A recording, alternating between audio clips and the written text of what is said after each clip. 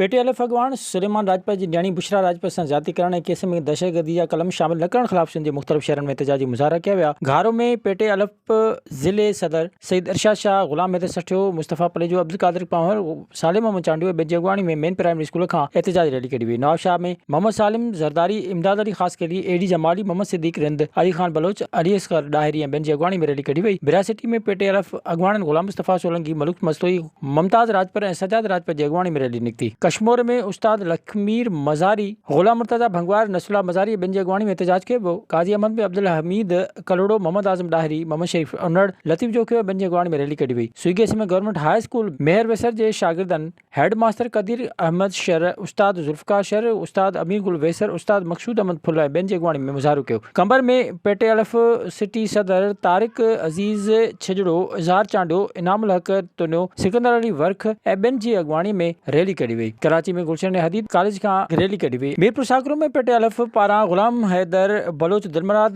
कलमती, ग़ुलाम हुसैन ख़ास कली, नबील रिंद ऐं ॿिनि जी अॻवानी में एहतजाज कयो। इन मौक़े ते इरशाद कलमती, टटवी, कातियार ऐं ॿिनि ख़िताब कंदे चयो त स्टील मिल टाउन पुलिस ज़्यादती कंदड़ जवाबदारनि खे तहफ़्फ़ुज़ ॾेई रही आहे। केस खे कमज़ोर करण लाइ मामूली नोए जा कलम लॻाया विया आहिनि। वहशी दरंदनि खे इबरतनाक सज़ा ॾिनी वञे और मुतालबो कयो त जवाबदारनि ख़िलाफ़ केस में दहशतगर्दी जा कलम शामिल किया वञनि। विज़िट कयो अवामी आवाज़ मीडिया ग्रुप जी वेबसाइट awamiawaz.pk।